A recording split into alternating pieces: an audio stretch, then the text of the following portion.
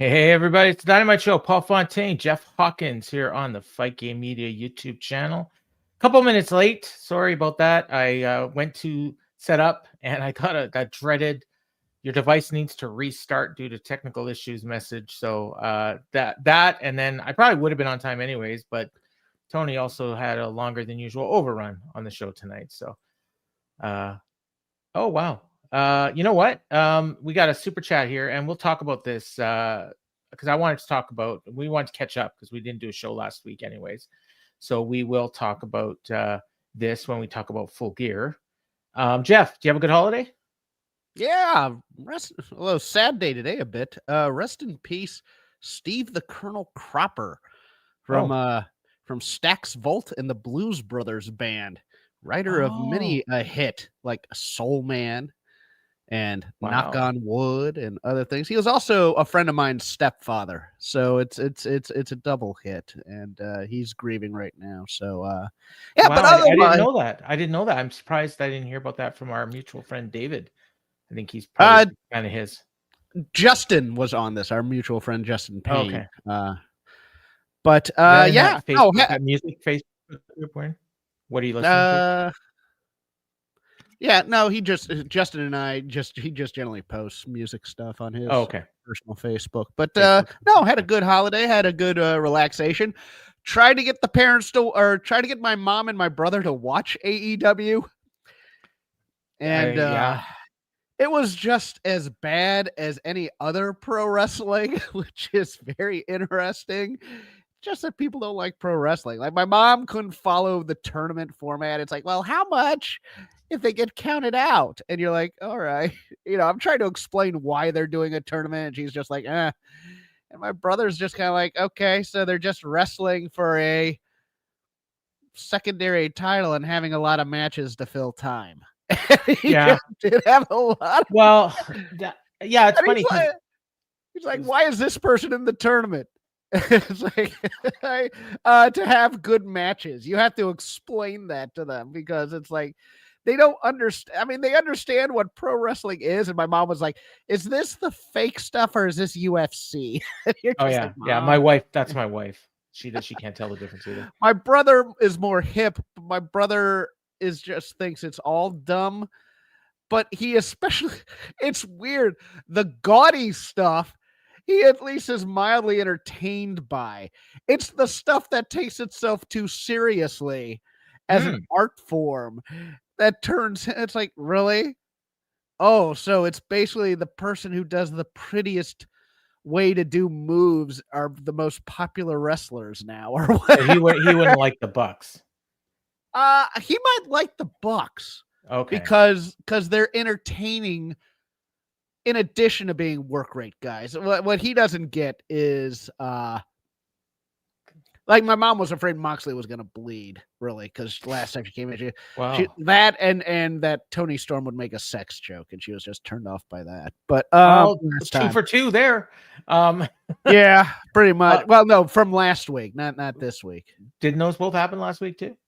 I don't think Moxley bled last week. Oh, okay. Yeah, he bled enough this week for both weeks. So it's funny because I had I watched Survivor Series with a buddy of mine that I used to watch all the pay-per-views with, and then over the years we had families, and the network kind of made it so that you didn't really have to get together to watch pay-per-views and whatnot. So we just kind of got out of the habit of doing that, and over the last couple of years we've gotten together a couple times, and then we got together for WrestlePalooza, and then this one. And his son watches, and his son has a friend from his school that loves wrestling as well. And this kid's like an encyclopedia. Like he knows things from like 2010s and 2000s WWE that I've forgotten. He's like Scott Young, like he just remembers all this oddball shit. And so I was asking them, all three of them actually, like, do you watch AEW?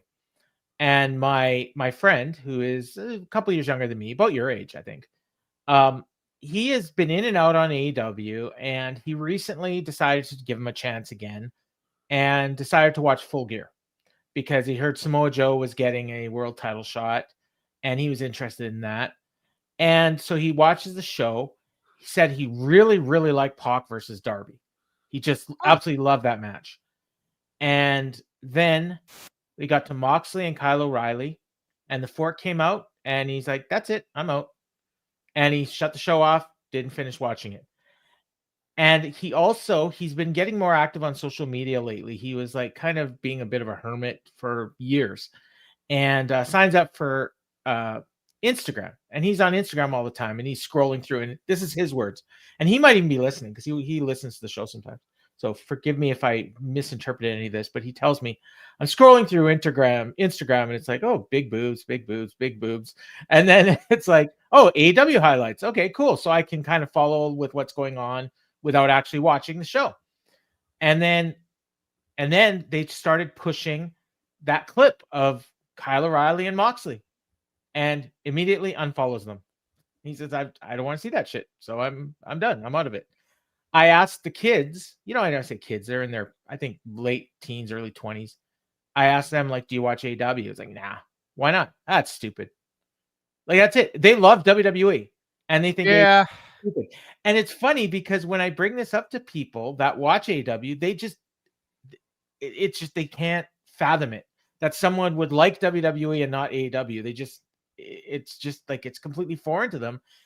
And it's like, it's funny because that's like the majority of people like that. I think a lot of it's just market share too, so it's fine. Yeah, and I came to the realization with this Continental Classic, the tournament, you mentioned the secondary belt. That's not really the title that they're fighting for. Right. You know what it is, right? Best wrestler in AEW. It's not even that, because theoretically that's Samoa Joe. Right. And it may be even Mark Briscoe, or, Okada, because he's got the Continental title, is maybe third, right? They're fighting for the title of best tournament wrestler. That's really what they're wrestling for. And that's the story of this tournament. And realistically, there's only 3 guys that can win it.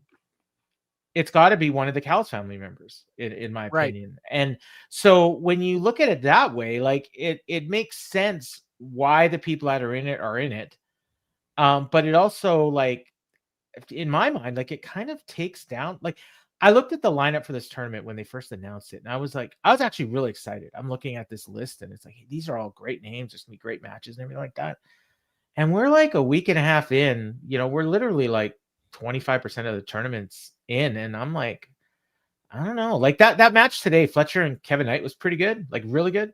But the rest of it, I don't know, like, these guys get out there and it's like, oh, it's like, oh, Kevin Knight and Darby, cool. Again, I'll say this: New Japan has the advantage on this type of tournament in that this is their big deal, and they use this to book the rest of the year. And they don't have weekly television to do every week, so it's more special that way. It's like their Royal Rumble, though. It's like it's like creating the challenger for the big pay-per-view of the year, or and that's, in my opinion, I'd be way more interested in the Continental Classic if the winner got a world title shot, as opposed to the winner getting the Continental title, which doesn't even get defended very often. So Full Gear. Yeah. I did not expect Samoa Joe to win that match. I don't think anybody did. And I got to be honest with you. And this goes into our super chat a bit. Yeah. Yeah. To take the title off of Hangman in order to give Hook a rub is some dumbass shit. I'm sorry. I was baffled, and then when the information about the buy rate comes out, and the show did like a really good number, and it got me thinking, well, you know what? Like, people are wondering, well, why? Oh, well, maybe it's because there was more time between the shows. Maybe it's because they just had such a deep lineup. Maybe it's because all the recent pay-per-views have been so good that they've got goodwill with the buyers, and that's why. And you know what? Any of those could be right. But I also thought this was the first pay-per-view since All In where the world title match was the most important thing on the show. Yeah. And they did their damnedest to try and make that be Moxley and Kyle O'Reilly in the last couple of weeks, because I think by the time we got to the show, I was less interested in Hangman and Samoa Joe than I was in Moxley and Kyle O'Reilly, because they did such a great job with that angle. Well, put a the super chat here. I will. So the this goes super into chat my here. wheelhouse. This is a great question from Plethora 1C, because you sent me a note that like right as the show was going on. I hadn't seen the show yet, but it was along the lines of this. Paige won the title, was never pushed as the main story, as I just said. It remained Mox. Then he lost the title because of interference in a cage match and a Hook's heel turn. Flop man Page. Okay, I would fight back on Flop man Page just a little bit because that implies that it's his fault. And this is not his fault. This is the booking, in my opinion. I sent you a few messages. And yes, you did. here is I am so angry at all this because Tony Khan has an embarrassment of riches in terms of wrestling talent, top tier wrestling talent that all of your Fightful and Wrestling Observer subscribers and people who listen to shows like these love. Mm-hmm. And we do too, to be honest. Question for you, Paul. Mm-hmm. Who is the face of AEW? It's Jon Moxley. Is it? Yeah. So he's out there doing all the media and stuff for AEW. Oh, he's no, out. He's that's out. Tony Khan. Exactly. Yeah. Okay. And Tony Khan is a people pleaser, I think. I think he looks at this embarrassment of riches and goes, well, I don't want to make anybody too mad by not giving them one of the top titles here. So I'm going to continue to pass it around. When what you need to do, and this is what I said to you, they have 6 of the best wrestlers in the world. And I think I named Takeshita, Okada, Fletcher, Omega. Who else did I name in there? I had Hangman and Swerve. Right. Okay. There. Yeah. That's 6. That's 6 guys right there, who could all be uber star. The top guy. Oh, Ospreay. I think I had Ospreay in there too. I thought you mentioned Ospreay in that list. No, I had Ospreay, but I didn't have Omega in my top 6. Oh, okay. You're right. I added Omega. You're right. I was going with but Omega goes into this, so it's fine. You have 6 of the top young talent in your company. The point here is to take 2 years, pick one of them, just one. Doesn't matter who. Yeah. Should probably be Kyle Fletcher, but it doesn't matter who. And have him do feuds and win those feuds against those 5 other guys in the next 2 years, and then retire Omega. And he is then your Mount Rushmore of AEW guy who has been a star and been made. But we can't do that. So we're going to have a 3-month run with Joe to get to Swerve. We'll have a 4-month run. When Ospreay comes back, he'll probably drop it at Wembley. And we're just going to pass this title around like it doesn't mean anything. It's just an accessory. And then everybody, I'm the best. I'm the best. I'm the best. It's whatever. These lame promos that they do. We'll get into that later. But I just want the rocket strapped to one guy and to try.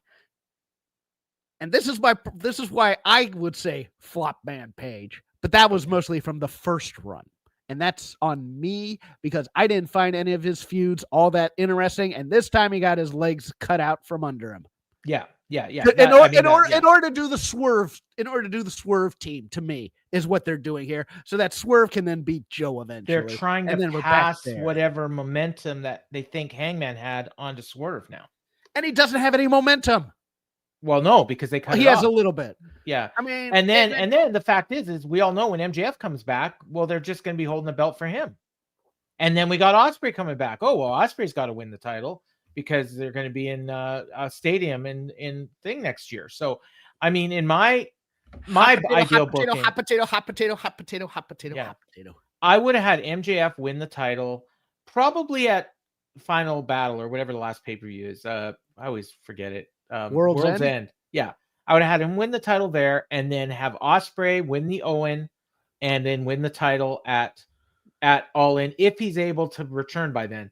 If he's not able to return by then, or maybe he's only able to return at that show, so he gets his comeback match on that show, and then you do somebody else, like maybe Swerve, beats MJF for the title at All In, like at their big show. But this Joe title reign, I mean, does anybody think he's going to keep the title for more than a month or two? Like, he's going to lose it to Swerve, right? Right. Yeah. So I Or don't know. MJF is going to steal it from him, and then it's just another well, guy. and did you catch the thing? Did you catch the thing tonight? They kind of threw it in the middle of a match. Yes. 2 weeks from now, they're doing the Dynamite Dozen Battle Royal. The two winners of that Battle Royal will face off for the ring. So we got to assume that MJF's going to be back because he always wins that ring. But the winner of the ring is getting a world title shot in 2026. So that means MJF theoretically could be walking around with 2 title shots. And this goes back to what I was saying all year, and Briscoe should have lost to Fletcher and won that Dynamite battle ring, whatever they call it. Yes, I agree. Yeah, and I guess he could still do that. I mean, there's nothing preventing him from being. The rest of Full Gear was, fairly predictable. Yeah, a lot of blood. A lot of blood. Yeah. Briscoe winning, it's a nice story, but it's not the most interesting choice, right? For what at did least you that think match of, and the way they built that match. What did you think of Big Dave saying that was clearly the best match that Briscoe and Fletcher have ever had? I thought like 2 or 3 of their other ones were better, in my opinion. I agree. Yeah. My favorite one was the one in the Continental Classic last year that Briscoe won. That to me was a perfect match. The Briscoe won right before the time limit. Oh, it was beautiful. I love that match. Yeah. It was great. Like, don't get me wrong. And the FTR Brodito match to me was clearly the match of the show. That match was awesome. Yeah, and I got one guy in my replies who hates FTR. I'm just like, you guys are nuts, man. He's one of the best. They're the best tag team in the world. Fernando thinks that Bobby Lashley should have been in your main event group. I think that Lashley's the guy that probably should be losing to that guy that they're trying to make. Like, you build Lashley up, give him a ton of wins against a bunch of guys, and then do a big pay-per-view match against Swerve, Hangman, whoever your guy is. I got news for you. Lashley should have been the guy they built up to go after Hangman, and Hangman beats him. Yeah. That would have been the thing. Yeah. And I said that before. Yeah. And because Bobby Lashley should not be in this mix because he complicates things for what Tony wants out of his company. Well, by the mix, I just mean, I know what you mean. I mean exactly what you're saying. Like, I don't think he should be the guy to lose to the guy. Right. But you build him up, kind of book him the way they did Lance Archer the first couple of years of AEW. Where Lance Archer would beat everybody and then they give him a title shot and he'd lose. Like that's Lashley's role. Yeah, I'd do it better than that. They did it with him, though. I mean, that was the problem, is that they gave him 2 wins and then put him in a world title match. Yeah, it's more like you have Lashley go on a run and you keep talking about this streak. And then finally he turns to Hangman and goes, "Hey, come on, I haven't had a match." Kind of like we did with who's the undefeated guy that's now injured that had like 32 wins. Hologram. Yeah, a hologram-like streak, and then he goes, "I want a title shot," and then Hangman. Ryback. That's Ryback. Yeah, Rusev. I think they had one of those for him too. Yeah. So I mean, I thought Full Gear was like a really good show, but I would also say, and I know I'm in the minority here, but I don't care. It's my opinion. I enjoyed myself watching Survivor Series more, even though I will fully admit that Full Gear was a lot better show than Survivor Series was.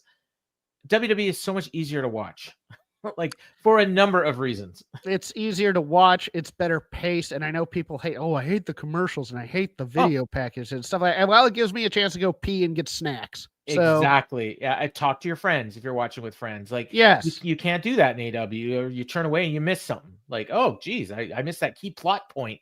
I'm not going to understand the next 3 months of storylines because I had to Excalibur just dropped something after saying something really quick that I'm supposed to know about this match, and I didn't hear it.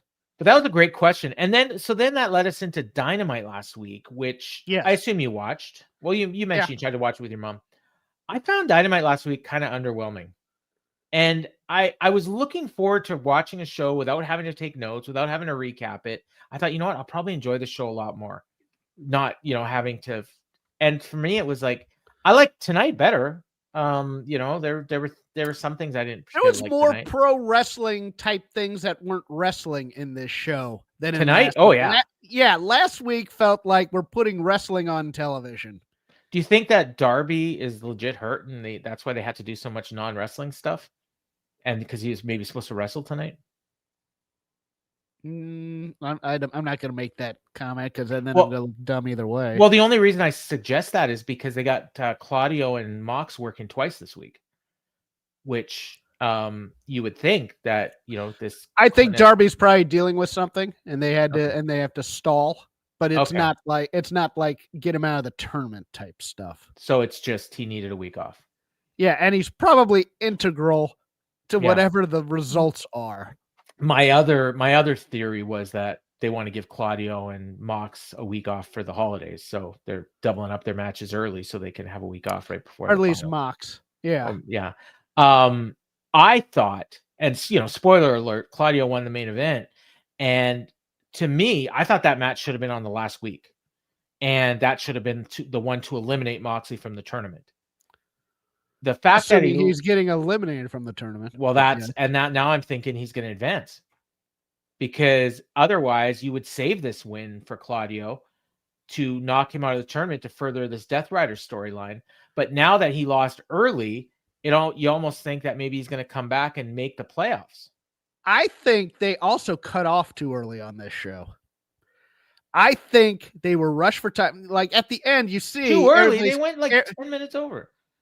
What I'm saying is for what they wanted to get across. And I think there was supposed to be a moment between Mox and Claudio that they were just about to get to, and then it turned off.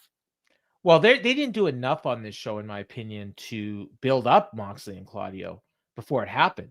Like, I thought you should have interviews ahead of time. Oh, we should be having promos all over the place. And what we're getting the same thing as the last couple of years after Jeff yells about him, getting him on Twitter. Mascara Dorada cutting a promo on Twitter about thank you, Jon Moxley, for that great match. The Renee thing was funny before the main event. Although, how'd you get that scoop? Yeah, I was talking to Jon Moxley earlier today. Oh yeah, really? Like in bed? You? Over morning breakfast? And he said, I was like, oh yeah, I'm sure he did. You're in the car on the way here. You could have done that with Takeshita, or I guess he didn't wrestle tonight, but Kevin Knight, but yeah, it was nice though. I like that they're trying. It makes it feel more like a sport, and I do like that. And I like some of the early stories in the tournament. I predicted, and so far it's looking good. I think Kyle Fletcher's going unbeaten in the tournament, and then he's going to lose to Takeshita in the playoffs, and so he won't make the finals, and he won't have to face Okada again. And I do think the finals is going to end up being Okada and Takeshita. Yes. So your other finals then would be Okada and I guess probably Moxley. Yes. Yeah, and Okada beats Moxley, and then you get Takeshita and Okada. That is my prediction for the final four. We got a long way to go to get there. Darby losing to Kevin Knight last week was a surprise. I wasn't really surprised. Well, I guess, no, I wasn't surprised by any of the other results. I mean, they're trying to play up Fletcher and Okada like this big upset, but I totally thought that was going to be the finish. So I wasn't surprised by that. But Kevin Knight getting a win, that's probably going to be his only win. That's fine. Dorada, he's commander this year. Like, I can't imagine he's winning any of these matches. Suppose great use of your borrowed talent. Well, again, yeah. I mean, maybe they'll give him a win. Is he facing Speedball? I mean, he could win that match, I suppose. God, Speedboat, as John LaRocca calls him. So yeah, I was like, even looking at the Discord, the people that usually like Dynamite, they kind of seemed like they felt the same way about last week's show as well. Collision was, the same kind of show. I mean, there was some good stuff. Can I also be the guy to say that this is the wrong time of year to do this? Yeah. I mean, this should be the lead up to All In. This should be the Owen. Like, they should be doing this when they do the Owen. This should be mid-year building to your big show as opposed to end of the year to fill time tournament. And not only that, but they end up taping a lot of these shows. And, I mean, did you see that schedule that they're doing? I mean, insane. I can't remember it, but it's nuts. Like, they're like, oh, Collision's on a Thursday this week. Then it's on a Saturday. Then they got 1 hour. you know how they do the 2-hour collisions before the pay-per-view? And they're running away, and they're running away from college football. Yeah, they're running away from WWE. Yes. So they're doing that that collision, that the week that they normally break it up into 2 hours, they're actually doing the first hour a week early. So I think it's the 17th. They're having a 1-hour collision on the 17th after Dynamite. And then the second hour of collision for that week is on the 27th before Full Gear or World's End. But then they're still having a 2-hour collision on the 20th, I think. Or maybe not. Maybe there's no collision on the 20th because of college football. It's so weird. I looked at this and there's no way I could possibly. And they're running shows on Christmas Eve and New Year's Eve. And I'm like, you're insane, you guys. Like New Year's Eve in Omaha, they're doing a show. I'm like, okay. God bless you. I don't know if I had talent. I'd want to be going to Omaha on New Year's Eve, but we're gonna need to talk about when we're gonna do that show on Christmas Eve. I know. Well, it's not gonna be live. I'll tell you that right now. Yeah, I don't. We could we could do it Christmas Day or even Boxing Day. Christmas night, maybe, because Christmas night. Yeah, I could do it Christmas night.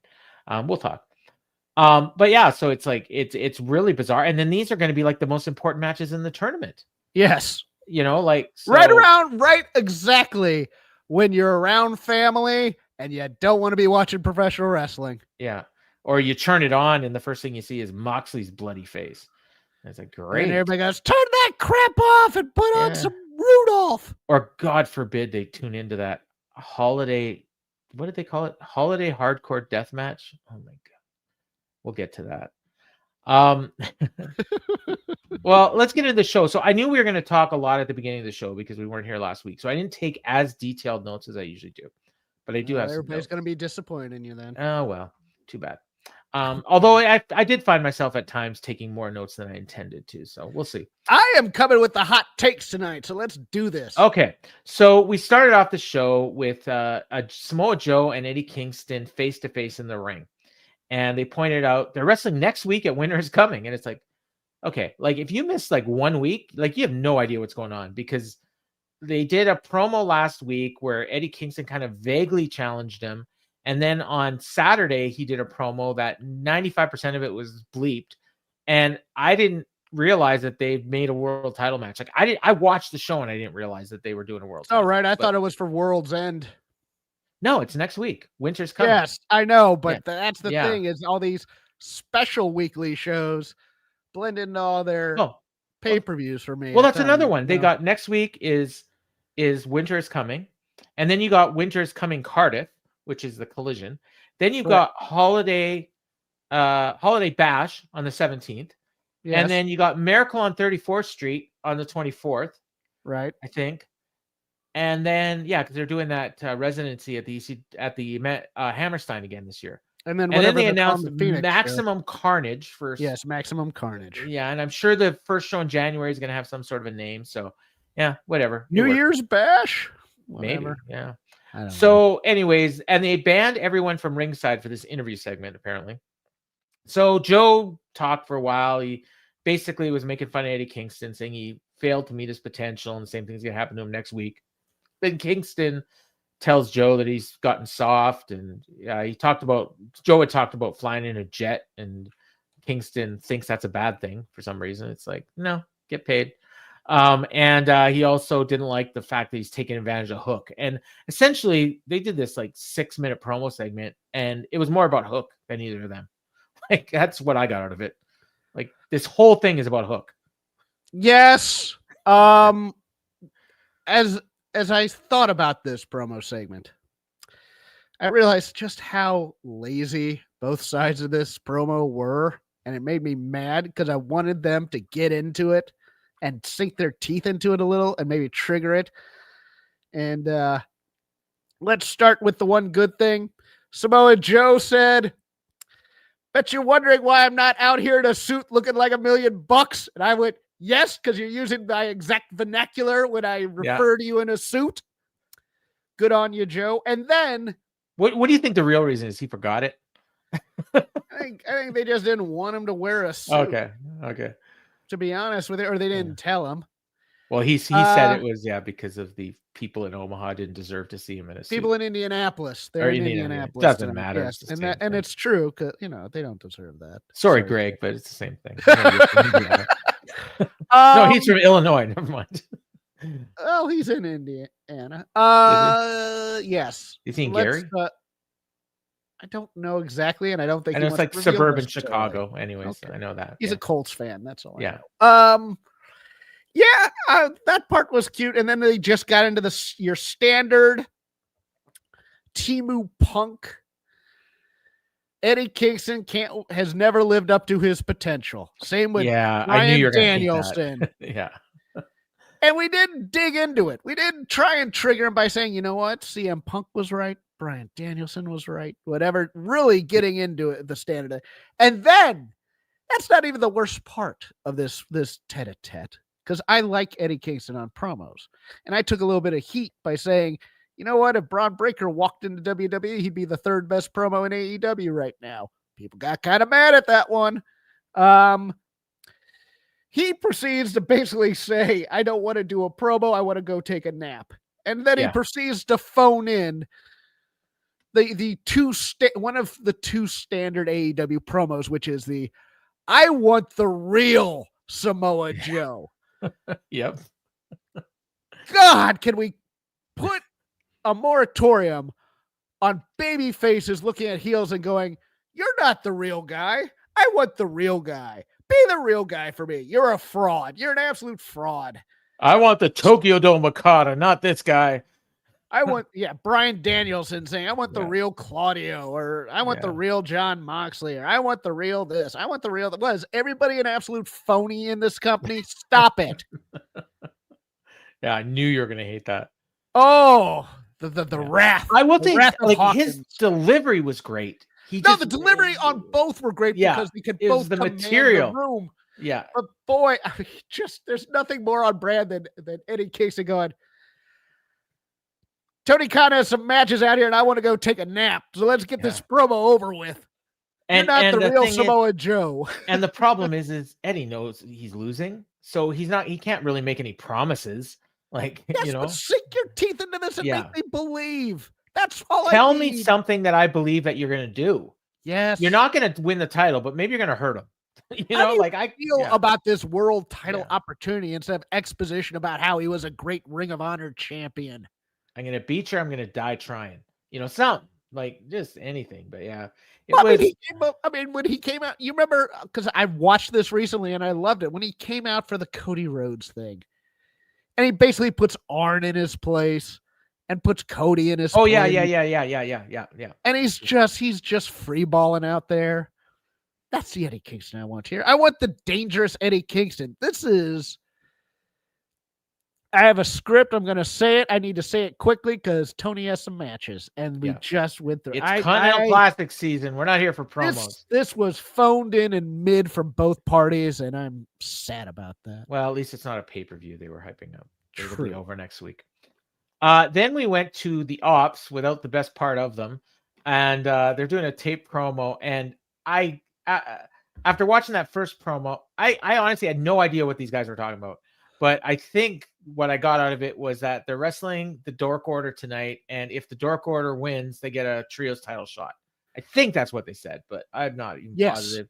Okay, and and Hook rambled on about something, and it doesn't matter what he said.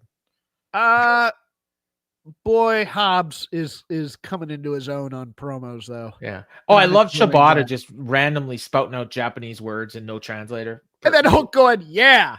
Yeah. It's all right. What he said. Hook needs to project more because the mic isn't picking him up enough and he's soft-spoken naturally. He tried something here, though. I'm going to give him some credit. I think he's trying something. The standard troll, the best second-generation wrestler. It's, all right, cool. But he's trying to be cool and cocky. And he's not quite there. But it's better than Chip eating a Hook. He needs to go watch some Dom Mysterio tapes. That wouldn't be the worst thing in the world. No. I did laugh last week when he called himself the best second generation wrestler in the history of professional wrestling with Shibata in the ring with him. It's like, yeah. I think somebody might have clued him into that, and he may not be using that line anymore. We'll see. He used it tonight. Oh, did he? Okay. See, Yes. I told you I wasn't paying attention, so maybe. Well, Shibata probably doesn't understand what he's saying. But the other thing he's doing is because he's trying to create energy in the scene. He's pacing back and forth, but he's going away from the boom mic. So I wonder where he got that note.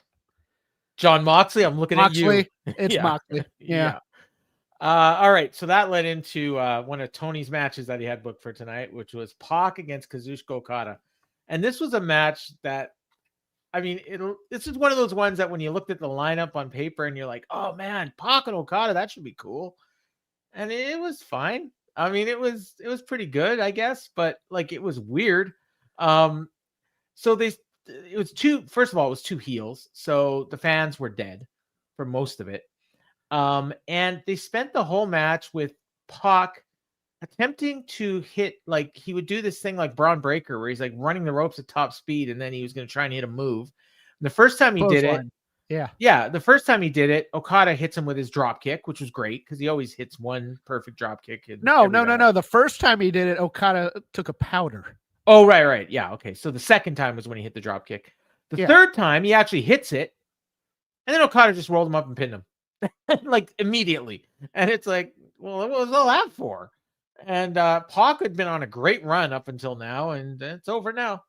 Like, I actually thought PAC should have been the next challenger for Hangman if he would have retained the title at Full Gear, but would have been a good one as well. PAC is a high flyer, and he has a little bit of extra baggage in the airline right now. A little?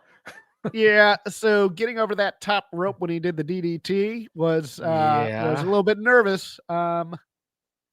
Do he and Andrade have the same doctor? That's my question. He is jacked.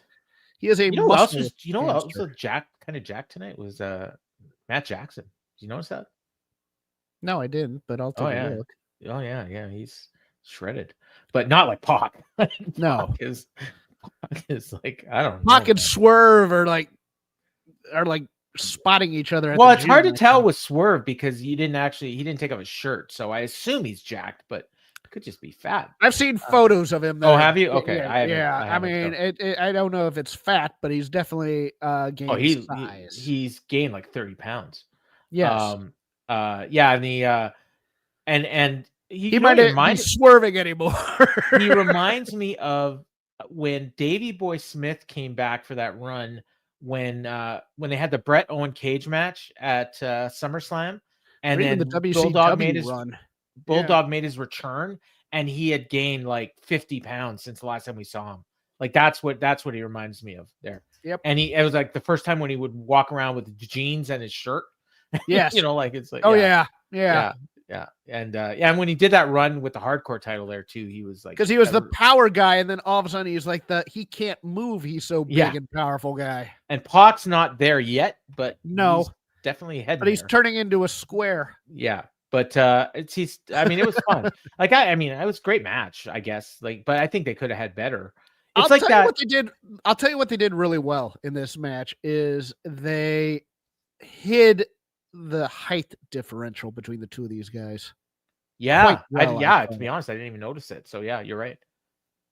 Unlike a few things I've seen recently. Yes. Charlotte and Alexa on Monday. Good Lord. She looked like she was 8 feet tall. So I enjoyed it, but it's like last week when they did Okada and Fletcher. Like I think my comment, I didn't have any notes. I may have put it in the Discord. If they had 20 matches, like that would have been the worst one. And this one, I mean, if they had 20, maybe 15 of them would have been better.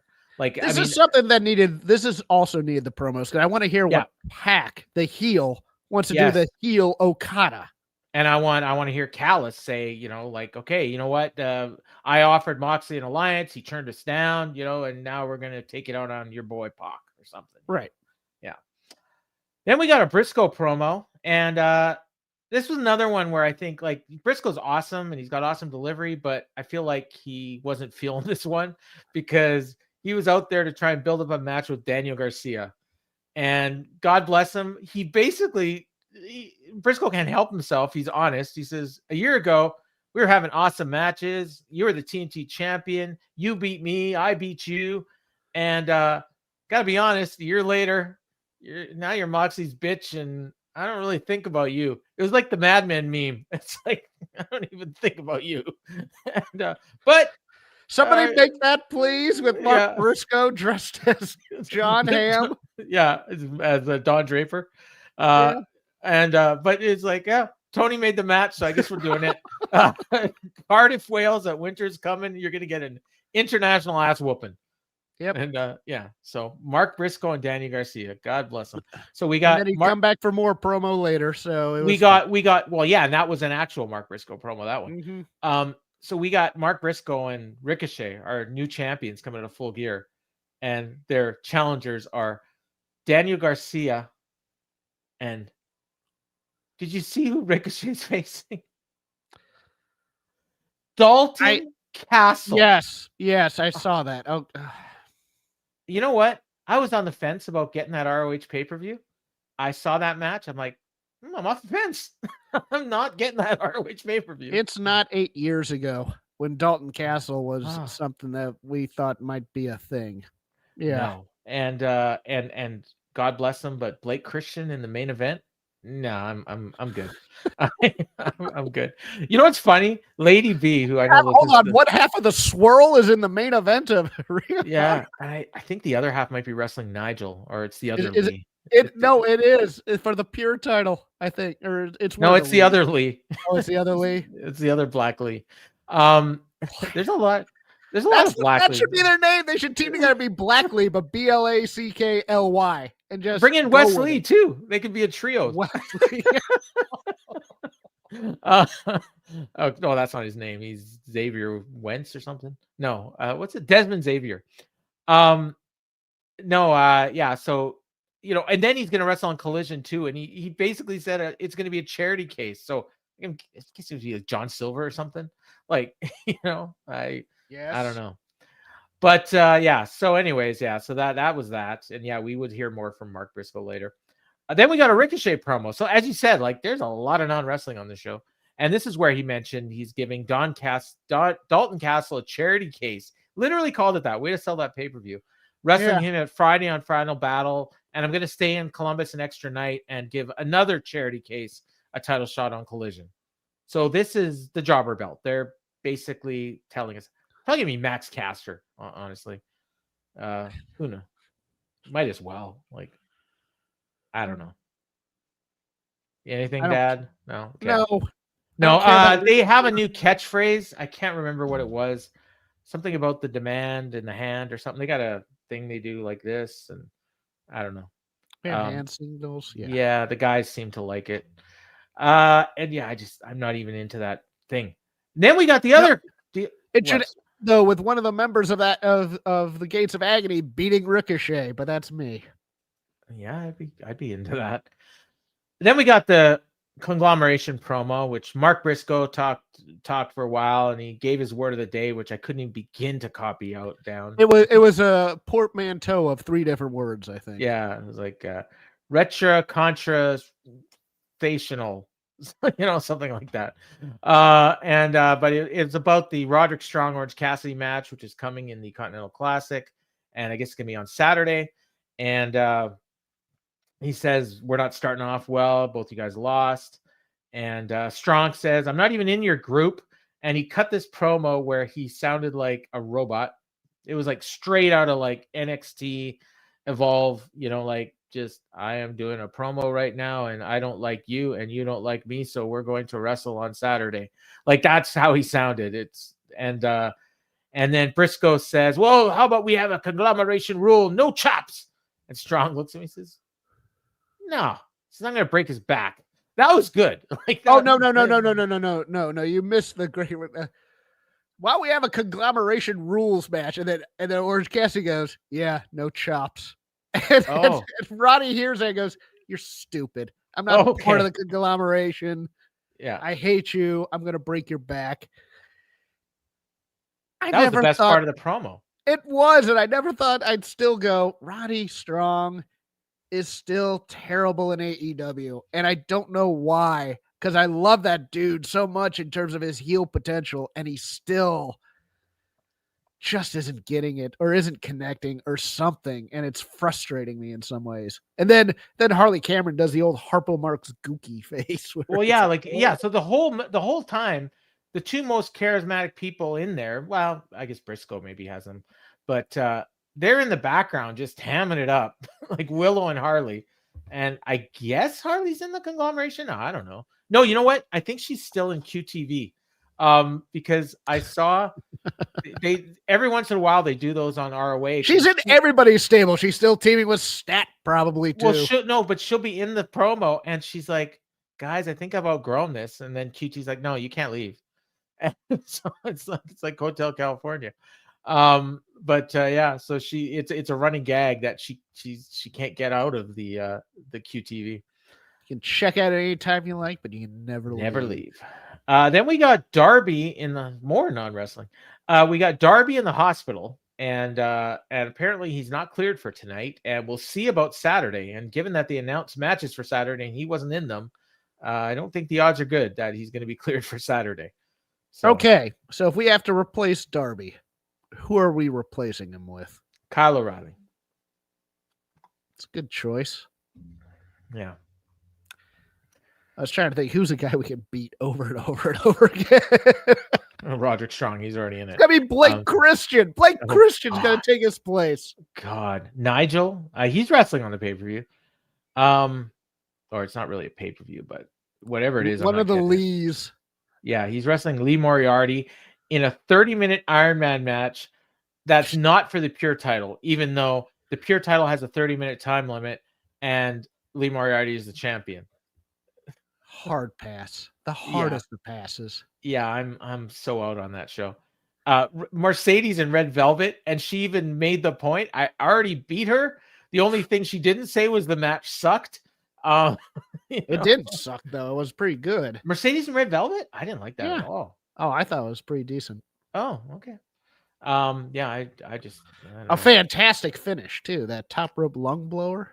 That was good. I just didn't. Yeah. Anyways, so we don't know what's going on with Darby. We'll find out more on Saturday, I assume. I think they're live on Saturday. Yeah, I think so. Kyle Fletcher and Kevin Knight. This was probably the best match in the tournament so far. It was pretty awesome. They both went nuts. I think they're the two youngest guys in the tournament, so that's cool. And they really they really tried to put over Kevin Knight in this match. And I will say that Kyle Fletcher. They really try to put over Kevin Knight in this match because they didn't put him over. Well, no, I mean the announcers did. Probably because he was losing. But Kyle is really good at trying to get his opponent over. I found that is one of his strengths that doesn't get talked about enough. People talk about the moves. Some people talk about the promos and the way he interacts with the crowd. I really like the way he tries to get his opponents over. I get that, but the way to get somebody over is to have him win. Well, true. But the problem is I think Kyle's winning every one of his matches. Yes, I agree too. It was a fine match. It was okay. I loved it. The finishing sequence was Knight. I think you should have held Kevin Knight out of this tournament because you're not going to make a guy in this tournament. But that's me. Yeah, you might be. I think in Tony's mind, having a bunch of bangers. In Tony's mind, a bunch of bangers. Oh, the crowd's going to fall in love with him. And they tried this with Daniel Garcia a couple years ago and didn't really work. And well, you know what? I should star he is today. I should take that back. It worked while it was happening, but then they had no follow up and it died. Because by the end of that tournament, he was over. I can't deny that. But then they dropped the ball afterwards, which is often the case. But yeah, the finishing sequence was pretty cool, and the fans were probably more into this match than anything else on the show. I think. But Knight hit a coast-to-coast drop kick, same one he hit on Darby last week. And then he goes up to the top, hits a splash, but Fletcher got his knees up and then rolled him up for 2. Then he hit a powerbomb on him, went for a brain buster, but Knight rolled him up. And after we saw that flash roll up in the Okada match, people bought this as a possible finish. Then Fletcher hit a super kick, a running kick in the corner, teardrop brain buster, and got the win. And yeah, the finishing sequence was awesome. Fans went nuts and great match. So Fletcher is the top of the table. I can't remember which, whether it's gold or blue, and I don't think it matters. Kevin Knight, Okada, and PAC all have 3, and then who else is in that block? Whoever else it is, they all have 0. So yeah, that was fun. Who else? Speedball. No, he's in the other. Oh yeah, no, he is in this one. Yeah, because he's gonna face Knight at some point in the tournament, right? And Yes. Speedball, and can't remember who else. The Battle of Jet Speed. Yeah, that's the one everybody's waiting for. Yeah. That's probably gonna be the only win Speedball gets in this tournament too, which is gonna be sad.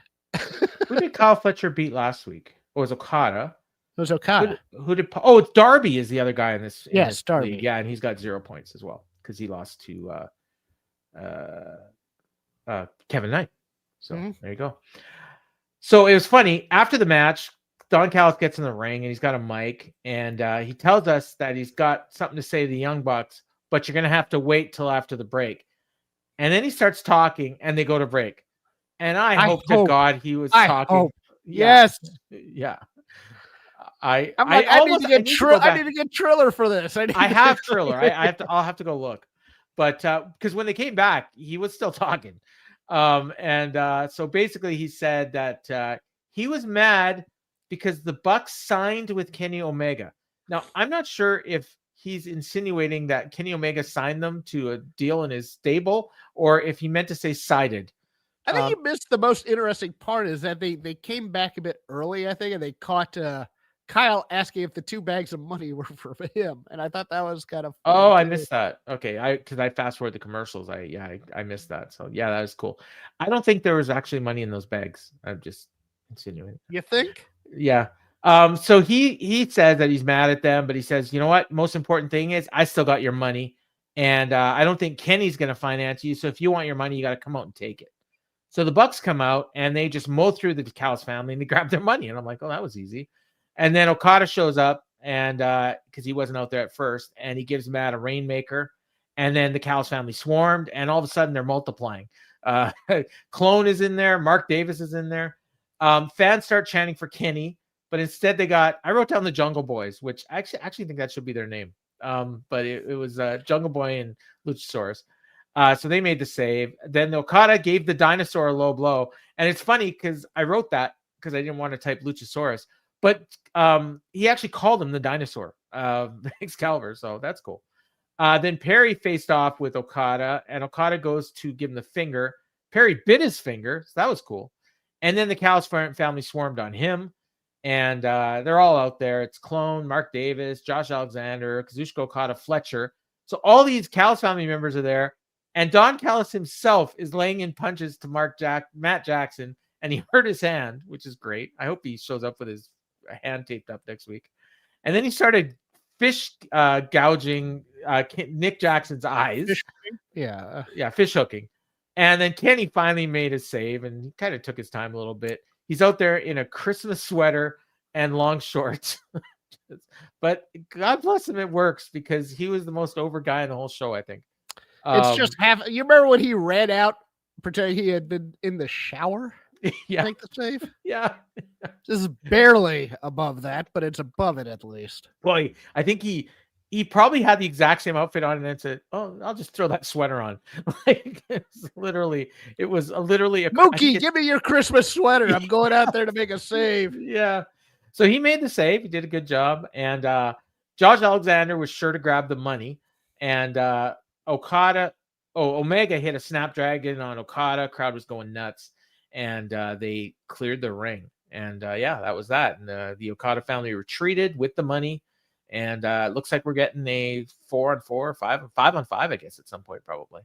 Probably it'll be the 34th Street Massacre street fight on Christmas Eve, would be my guess. Yeah, they're not suave enough to do this. But if at any point you were thinking about possibly breaking off Josh Alexander, not necessarily as a babyface, but just to do his own thing, he should take this money and invest it and go big. So he has fuck you money. And then Callis asked him to do something. He just looks at it and goes, fuck you. You know, kind of like the movie The Gambler with Mark Wahlberg and John Goodman. Well, that $1 million is like $1.6 million Canadian. So for Josh, that's a Put hell it of in a a nice index fund. Let it yeah. to compound interest. You're fine. Talk to Juice Robinson. He'll give you some good advice on that. Yes. Actually, it just dawned I'm on me. getting a 401k. They're probably gonna do they're probably gonna do a ladder match for that money, right? Yes. Oh Yeah. God, yeah. Yeah. This is doing nothing for Perry, for Jack Perry. No, Is he's it? like the 10th guy in this feud. Yeah, he's the red shirt. Although, I mean, I certainly got the sense that we're getting an international title match at some point between Jack Perry and Okada. Yeah. I don't think Jungle Boy's winning that one. I could be wrong. Should, but yeah. Next, we got the highlight of the night, which I say that ironically.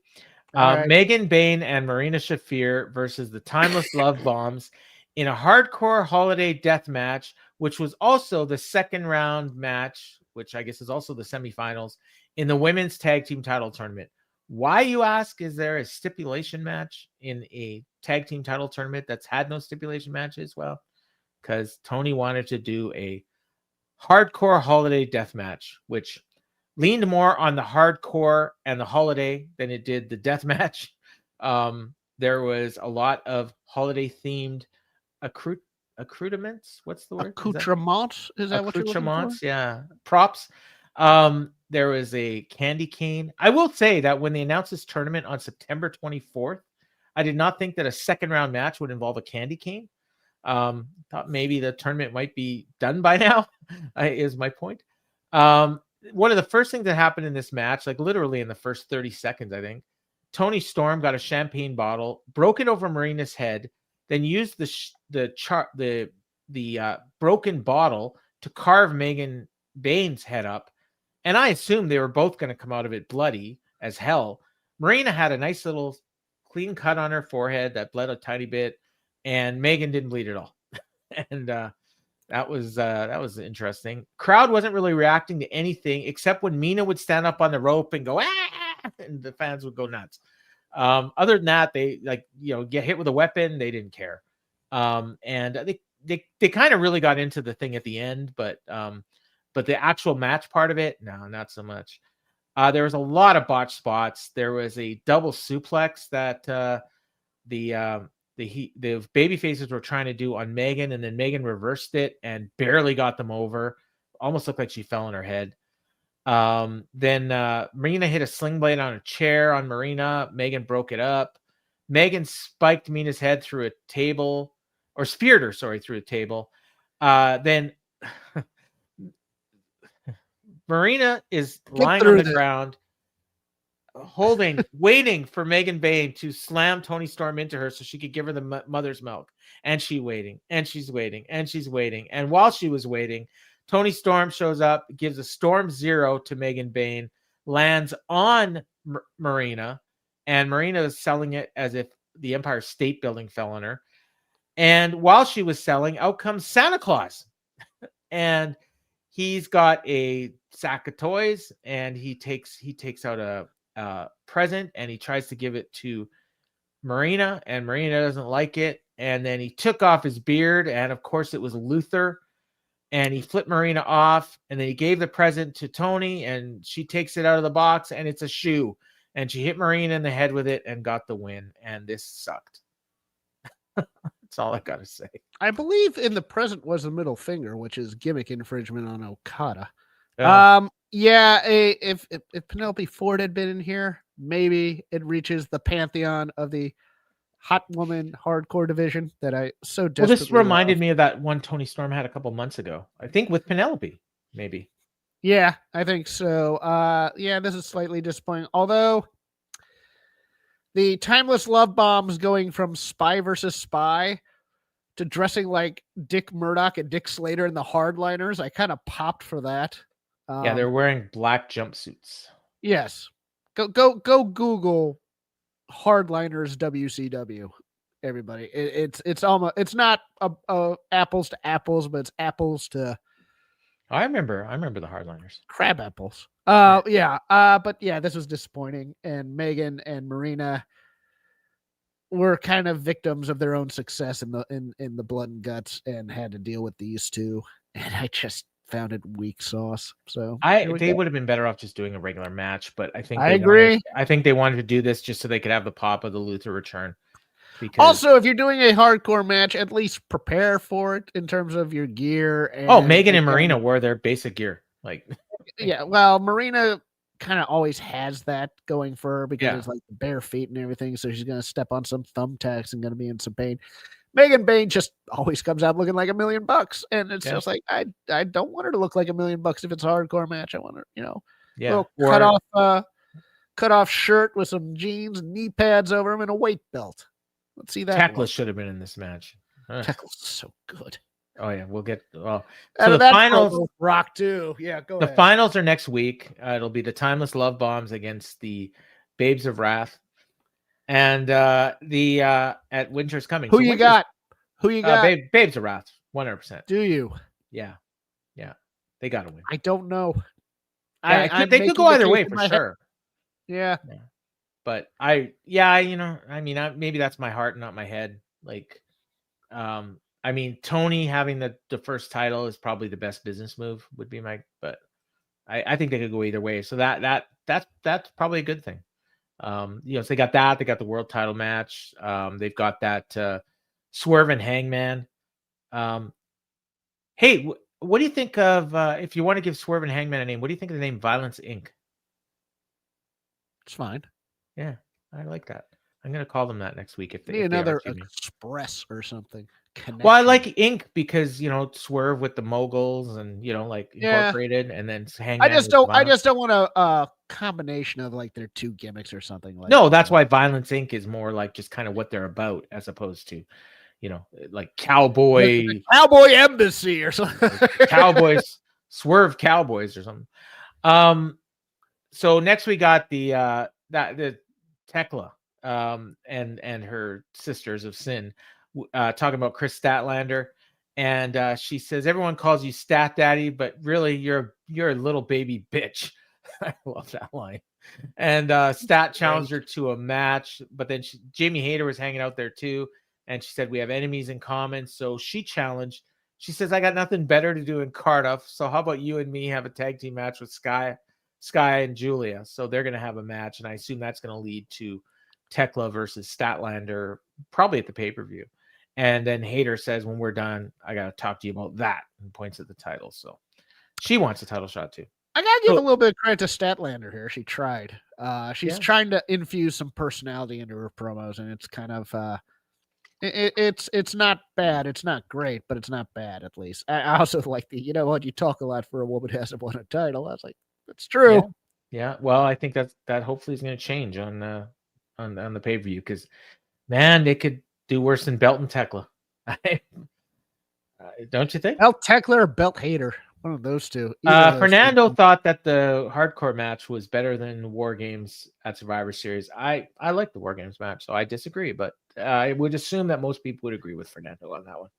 No, I don't think so. Really? I don't think most people would find that tag match better than that War Games, and I didn't think all that much of that War Games, but that War Games was a people pleaser. So yeah. I think it was just that it was disappointing. That's all. I think people were expecting more, and yeah, probably, but they played the hits. Yeah, so. Yeah. I think if that War Games match had been in AEW, people would have loved it. Next we got the Dork Order, and they're cutting up. Wait a second, which one? The women's or the men's? Oh, I think he's talking about the women's. The men's game. That's what I thought too. Yeah, the men's one was really good. It wasn't. I didn't think it was as good as the men's Blood and Guts match, but it was really, really good. I liked the women's Blood and Guts match though. So, but the women's Blood and Guts match was way better than that. Yeah, it was way better than the women's War Games match. Cool. I will say that. We're on the same. You and I are on the same page. Yeah, I think he's comparing it to this tag match, which I thought was No, I thought this tag match stunk. Yeah. So the Dork Order, they're doing a promo, cutting through the hall. They're on Dynamite for the first time in a long time. And Hangman walks past them, and Alex Reynolds tells him, please don't ruin this for us. And Hangman, after all we've been through, okay, fine. And I'm thinking, I wonder if people know what they've been through, because they're probably wondering who this guy in the mask is, and this funny little short dude in the beard, and this other guy. because they've never been on Dynamite. Like all these new fans, apparently AEW has. I can't imagine any of them know who these Dark Order people are, but at least they talked about them earlier, and here they got a promo, so I can't complain about that.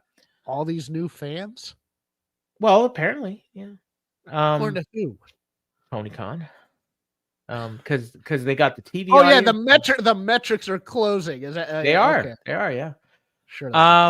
So Renee is there with 13 belts, Ultimo Monet, and she asked her about Full Gear, and she's clearly rattled, but she says, "You know what? I'm the PWI Wrestler of the Year. I'm a global icon. I'm not doing badly at all." She says, "On Friday, I face Red Velvet. If TK wants to beat her again, I will."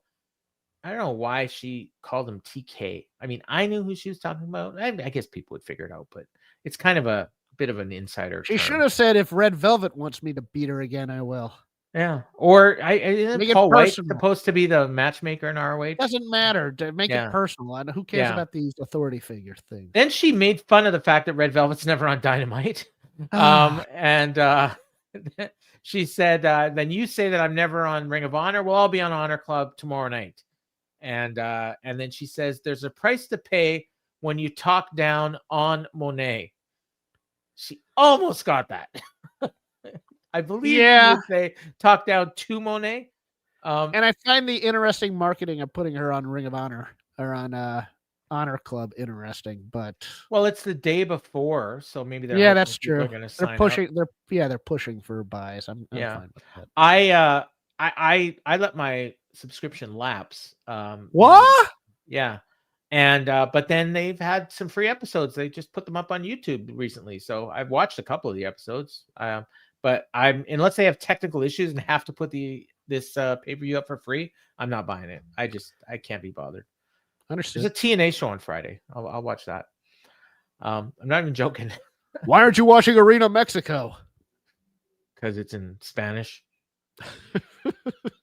I swear to God, if it was in English, I'd get it. I'm not watching press the SAP button on a Spanish program and get English. Not if they're not paying people to do English commentary. No, that's true too. Yeah. So and actually I did order one of the Triller shows, and the commentary was awful. Yeah. It was Veda Scott, who was fine. But they also was Samurai Del Sol, who was terrible. And I don't know who the other guy was, but he was not very good. Wow. Yeah. I do like Veda Scott, but and it was mic'd badly and you couldn't hear the crowd. And yeah, I think they were doing it probably from like the States. So yeah. We got a Stokely FTR promo. They're talking about Os Juice, which I guess is Austin Gunn and Juice Robinson. Yes. Cash pointed out that they ended the title reign of the Guns. The Dax called them Billy's Boy and Mr. Storm, and I'm thinking there can't be more. Nobody knows. 5% of the people know. Yeah, at first I did. What? Who's he? What? And then it dawned on me. Oh yeah, right. Okay. For those that don't know, Tony Storm is married to Juice Robinson. So Dax called them out for Collision, not for a match. He said, we're going to be there. So I guess they're going to have a confrontation. They should call themselves Au Jus, and their finisher should be the dip. I wonder, I'm almost wondering if Ace Austin is out of this group already, because because he's been on it in Collision, and when they the last time they were there, the last time they were on, they pointed out that Colton was injured and Jay's injured. They never mentioned Austin. And then when they kicked off the show tonight, Excalibur mentioned the inevitable Tony Schiavone. That's Ace Austin's gimmick. Oh, really? Yeah. I think he's just Collision only. So I think that's it was on Collision where they didn't mention him. So I hope I'm wrong. I do like Ace Austin, but what? He's fine. He's Ring of Honor. He really should be on Ring of Honor. Have you met Lacey Lane? We just signed her. Yeah. Oh, and did you hear who else they just signed? Or they're gonna sign? I forget her name. Lena Cross. So it's funny. We were talking about it in the Discord, and somebody mentioned they don't know who she is, and I said, "Yeah, I don't either." And then somebody brought up that she lost to Chris Statlander on The same Collision where Kyle Fletcher won the TNT title. So I Hey, looked. how about that? So I said, well, that's basically what I said. I said, oh, that sounds like a reason to sign her. And so then I looked up the date that Kyle Fletcher won the tournament, and it was July 31st. So I went into our Discord. I found the Collision thread from July 31st. I found a comment from one Paul Fontaine. AEW should sign Lena Cross for her look alone. And then I further commented and said, if they don't, WWE is going to put her on an ID deal. Mark my words. So they signed her. She probably has a good look. I have no recollection. 6 months later, and no. Yeah. Well, there's a lot of Kendall Gray. I don't remember anything about her, but if I said that, I probably meant it. No, I understand your thinking. They need a youth movement too. I would definitely sign her. She's from Australia. Wow. Yeah, she's a fetching young lass. She kind of looks like a smaller version of be age appropriate. No. Who's that person they don't use anymore? The one that did American Gladiators. Camille. She kind of looks a little like a smaller version of Camille. A little bit. I was thinking of American Ninja Warrior, so I was about to say Katana Chance. No. But she's got a good look, and I think she's pretty young. So good for her. No, it's good to get some young talent in there to sit in the back and do nothing. So then we got the Ops in the Dark Order, and apparently it did. This went through a commercial break, which surprised me. But the Dark Order got no offense at all. This was exactly what it should have been, just a complete destruction. Crowd was into it, which surprised me because they weren't into a lot of stuff tonight. But they like murder death. That's what this was. Yeah. I will say they should use the Dark Order more in this role. Getting people over because they take good bumps and the crowd loves it and they get behind them if they manage to get that little tiny bit of offense. Especially you're paying them anyways. Why not use them? Especially Silver. Yeah.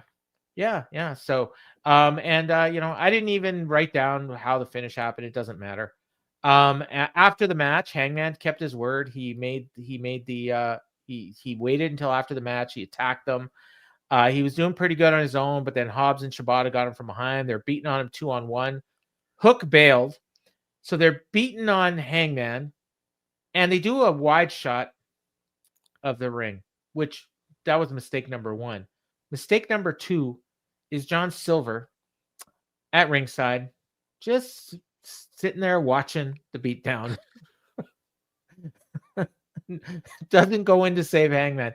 Now, I'm 1000% positive this wasn't an angle. This was just John Silver being in the wrong spot and not realizing the camera was on him. Not being focused. Yeah, this was bad. You needed to get on the opposite side of the hard cam behind the ring so that nobody could see you.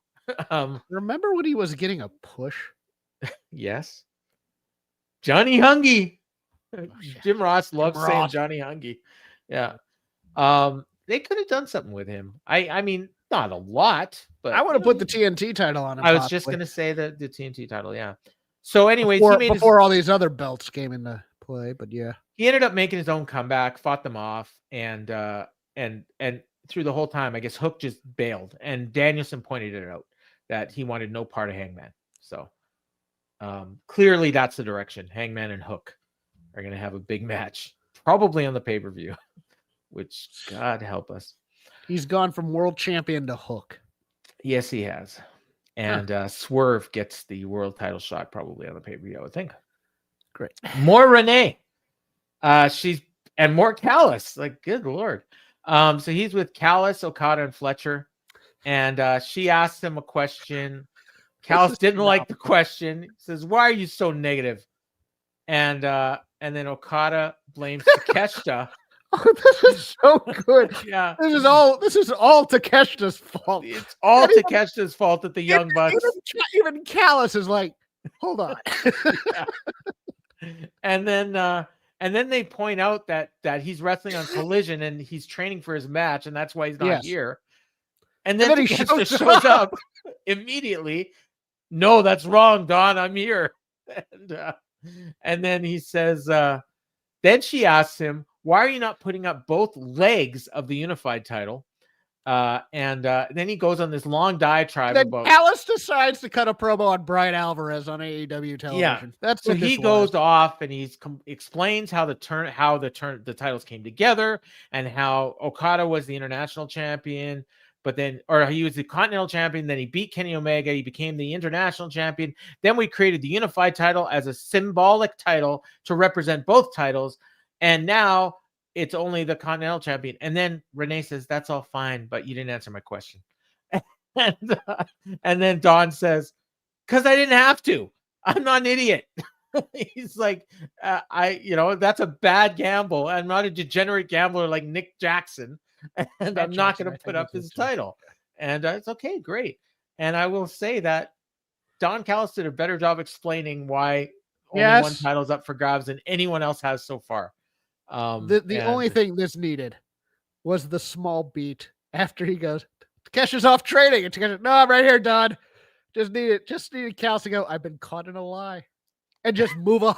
Yeah. Kyle Fletcher mentioned that I got 6 points. Each of these guys got 3. One of us is walking away the Continental champion. And at the end of it, Okada's still going to be the international champion. So he's trying to make peace in the family, which I'm starting to wonder if we aren't going to get a swerve in all this. And Takeshita, and they blame Okada for the Bucks not coming in. Yeah, and they actually dump Okada and Takeshita stays Boy, with that the would family. be interesting, even though Okada is such a great heel. He is. But Takeshita is not really coming off like a babyface right now. Like, he's not I mean, I can see how he could be a babyface. And if they want to choose him babyface, that's fine. Like, he's strong, he's fights for himself, all this. His thing is he has to hide his babyface fire because he's still in the heel group. Yeah, yeah. And it's working against him now, so I could see the swerve coming. I think you might be onto something. Yeah. They could also turn Kyle, but I think that would be a terrible idea. Kyle is perfect where he is right now. And Okada rejoins the Elite. Him and Callis are like, Dave Meltzer used to always talk about how Omega and Callis were like Bockwinkel and Heenan, or Flair and JJ. That's Callis and Fletcher, in my opinion. Like, those two are perfect. Because Fletcher can play off of him. When Kenny was a heel with Callis, he was pretending to be a world champion heel, and it came off as phony all the time. It was more like Tully Blanchard and Gary Hart or something. Like, just, and I don't think those two are ever actually together, but actually, who were together was Tully Blanchard and Paul Jones, and it felt like that kind of combination. Yeah. I can definitely see that, because Callis is way better now than he was then. Yes. Then we got a great Hangman promo in the back. He's mad at Hook. Fire a bit, because I thought you were expecting me to hate this promo, and I absolutely adored it. No, he's going off. And I think this was a promo on Tony Khan, to be honest with you. But he's mad at Hook. He's mad at Hook. He said Full Gear was a bump in the road for him, but I'm going to take my belt back from either Joe or Eddie, who wins. Hobbs and Shibata, we're going to have a fight if you want one, and winter is coming, but I won't be alone. And you know who is coming for you. Get your affairs in order. So he's strongly hinting that it's going to be Swerve. I can't imagine it's not going to be Swerve. But Swerve wasn't here tonight. I kind of want to, it's like John Silver, my friend from the Dark Order days. Well, okay, so when he left, they focused on the door, and it looked like there might have been somebody behind the door, or was I just imagining something? I don't remember that, but Hangman should start all of his promos halfway pissed. Yes, yeah. Always. I mean, this is a note you've had from day one. Yeah. But he's so good when he's angry and he's a little bit out of control. He is really a good promo then, but it always has to work to that for him. And Virginia beat Virginia Tech this past weekend. So suck it, Hangman. There you go.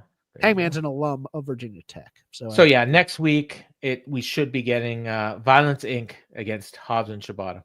You're gonna try and make fetch happen. I'm so proud of you. I am. Yeah. Then we got the entrances for John and Claudio, which gives me a lot of time to fast forward.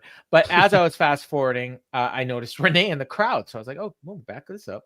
what's going on here? And yeah, it was Renee. Moxley walks right past her, doesn't even acknowledge her, but she mentions that earlier today I talked to Jon Moxley and he had this to say, and I didn't write down what he said, but or if Claudio wants this, he has to take it.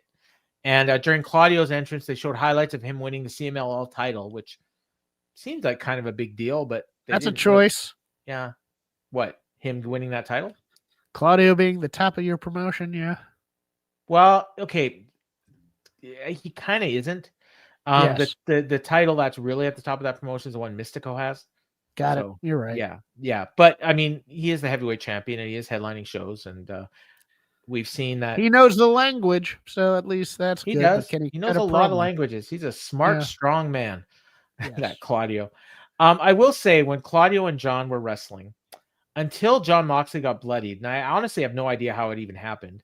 I didn't notice it until after the commercial. To be honest with you, I was like, why is he bleeding in this match? Well, I fast forwarded through the commercial, and then when I came back, I noticed he was bleeding. Now I don't know if it happened during the commercial or if it happened before the commercial. I just didn't notice it. But until he was bleeding, whenever they would do a wide shot, I couldn't tell the difference between the two of these two. Like when they're close up, you can easily tell the difference. But when they do a wide shot, it's two men in great shape that are bald. Who are bald, yes. Tall, bald men with black pants that have a beard and are in great shape. Yes. Yeah. And so they look very similar. And when Gabe Kidd's out there, there's three of them. But he wasn't there tonight. And yeah, so they had a match. And I mean, honestly, Claudio took like 90% of this match to the point where I was sure Moxley had to be winning. I should point out at any point. Hold on. At any point, did you think angle? No, I think it was too early for an angle. I mean, I thought because part of me thought he was going to tap out during the big swing. Oh, okay. And then it turns into them losing even more respect for him. But okay. Well, I should point out when they came out for their entrances, Marina was with Moxley, and Wheeler and Garcia were with Claudio. Wheeler and Garcia left right away like they're supposed to. Marina did not. And Danielson mentions He's having a fit. He's having a fit. This is the Continental Classic. There are no seconds involved. How can you sully? I swear to God, I'm pretty sure the ref heard Danielson and then went to Marina to tell her, you got to leave. Yeah. And she's like, no, I'm not leaving. And then they tried to explain that, like, I think they were trying to tell her she had to leave, and she's like, I'm not leaving. And like, I don't know what the actual punishment is. Some people thought, well, Moxley would lose, and I think maybe somebody even mentioned that. But my understanding was somebody would get fired. Now, I don't know if that's Moxley. I thought Moxley might get fired, too. That was the other thing. Or Marina. One of the two. But then eventually she just left, and they had their match. But I don't know. And then they tried to play it off as she was so upset with losing in the tournament that she wasn't, had forgotten the rules or something.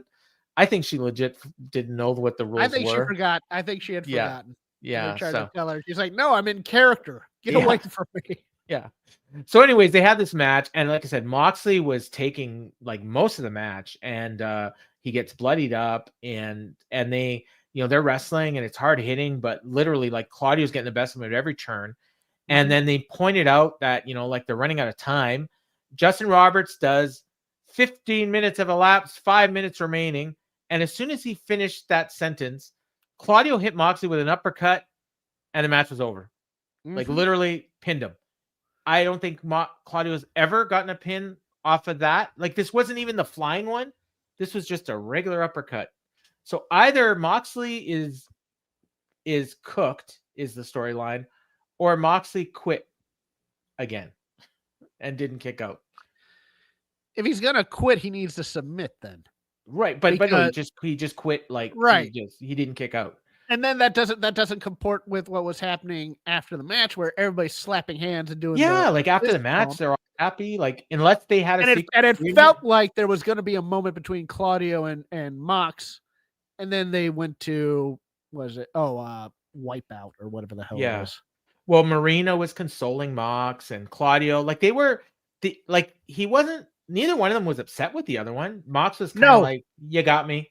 You know, and like Yuta, PAC, and Garcia was congratulating both sides. So yeah, was Pac out there? I didn't notice. I think so. Yeah, you're probably right. So Claudio is at the top of the table, the league, whatever you want to call it, with 6 points. Takeshita and Moxley have 3, and then everyone else has 0. And then they announced Claudio and Dorada on Saturday on Collision, and Moxley and Takeshita, as well as the match earlier, Orange Cassidy and Roderick Strong. So no matches this week for Speedball or Darby, interestingly enough. And I didn't see Speedball at all out there. I guess he wasn't allowed to be out there. It was probably the week for Speedball and Darby, and they had to take it off, and they're going to make it up later. Could be. Yeah. There would have been one other match too. Oh no, yeah, that's 6. Yeah, so that's probably one match. Yeah, that could be it. So yeah, that was that. I thought it was a good show. Yeah, better than last week. Tournament's coming along. There's some storylines that are, starting to become apparent. I think the Claudio thing is a fake out. Like, he won the first 3 matches last year and looked like he was heading to the playoffs and he didn't make it. So I feel like we're getting that again this year, but it could be wrong. Maybe he's going to win it. No. Although part of me thought that maybe they have the Callis family screw it for each other, so then you eventually get a 3-way there. I actually thought for a second that they might do a draw here, which would kind of screw both of them, because draws really hurt in this format. I mean, what I don't think this is going to happen, but what are the possibilities we get Death Rider versus Death Rider in the final? That would be hard. So they would have to be the top 2, and then they would have to both beat the guys on the other side to make it to the final. Oh no, because you got PAC as well. Yeah, so it could be. You got crisscross. Yeah. You could do that. I mean, it's possible, but the story, the thing seems to be up to the Callis family. So no, I agree with that, but there was just part of me that thought, well, maybe they do this one clean, and then the next one is where they do the big angle. You could. I mean, they could. You could do PAC and Moxley in the playoffs, and then you could do the angle there. If you wanted to do an angle. True. Yeah. Or you do like maybe they set up like none of them make the finals, so then they get a 6-man at the pay-per-view, and then that's where you do the churn.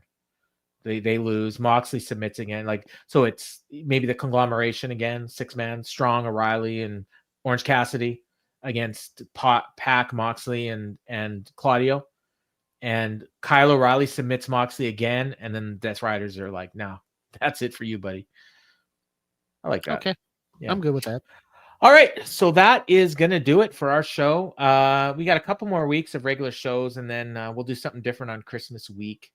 Maybe I think what we did last year, if I remember right, was we kind of did like a half-assed review of Dynamite, but we also did our year-end awards. So maybe we'll do something like that. So we'll even call it half-assed Dynamite review and the Hook Awards.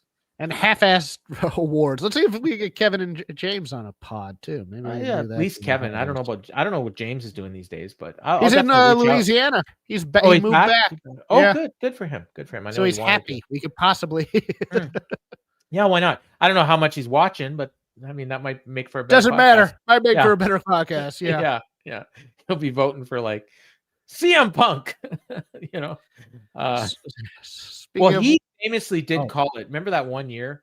He called the worst moment of the year in AEW was when Cody Rhodes debuted at WrestleMania. Yes. Yeah. That's a good call. Yeah. All right. Get your plugs in. At CrapGame13 on Twitter /X. Shake them ropes with one Rob McCarron. We are going to tape this tomorrow. Ice cold takes on War Games. I have no idea if he's even watching NXT, but whatever the name of their thing on Saturday is Saturday. Deadline's going to get killed by college football, so it probably doesn't matter. But I thought it was a decent go-home show, except for that summit. And yes, because Twitter got mad at me for saying Braun Breaker would be the 3rd best promo in AEW, he has asked me to compile who the top 5 promos in AEW are. So we're going to talk about that, and I'm going to get in trouble, but I have my list, and it's pretty good. So, and that'll drop probably Friday morning because Flagship takes precedent. Just wrestlers, or you're including managers? They said top 5 promos. But I am just going to limit to wrestlers, I think, because I got 4. Probably 4 that are in your list. Well, this also includes Braun as number 3. So okay, so if you're including, so then the other guys in my Joe list, Briscoe, yep, Eddie Kingston when he's not Yep. talking about his issues, Yep. and probably Moxley when he's not rambling. I had Kyle Fletcher. Fletcher's good. Fletcher's like my Yeah. number 6. Okay, Fletcher is. Fletcher is moving up the charts. Yeah, quick with me. yeah. There was that one promo he did. I think he's the guy that should beat all the other guys, but that's me. That one promo he did after he won the TNT title. Oh yes. my God! Yes. Yeah. That and was also so good. $1 million in a suit. That's all I want out of my champion. Yeah. So we're on the same page. That Braun Breaker promo on Monday was something else, man. Oh, it was fire. I loved it, except for the 4th wall break. But but you know what? Even that, okay. The only reason I'm okay with that was because he was quoting CM Punk. That's true. Yeah, so it wasn't like he came up with this on his own. He was like, "Well, you said this, so here you go." Like, and unless he was referencing something that happened off screen, which he made me 6 times more interesting in the match, and I wish AEW would do that. Yes, absolutely. Okay, so for me, I don't really have much to plug. I guess Garrett and I will be back next week. Hopefully, we missed the last few weeks because we just haven't really had anything to talk about, and we kind of always said, like with this show, The Takedown, we're only going to do it when we actually have something we can sink our teeth into. So hopefully next week we will have that. Other than that, I want to thank the people that joined us. LaRon, Fernando, always there. It's great. Miss Maria today. Hopefully she's listening. Greg, as always, the heat is on. Maybe a new face. He's been here before. JT Summer. He's a good one. He was talking about the stuff we talked about earlier. They're not showing our YouTube names. They're showing them the account names. So it's kind of Matt B, who's always around. Mel Gray, great to see her. And of course the super chat we got from Plethora. As always. JT Summer is John. Oh, that's okay. That's Curryhead. Yeah. Okay. There we go. I'll have to remember that. Okay. So there we go. So everybody, thank you all for joining us. And for Jeff Hawkins, I've been Paul Fontaine, and this has been the Dynamite Show.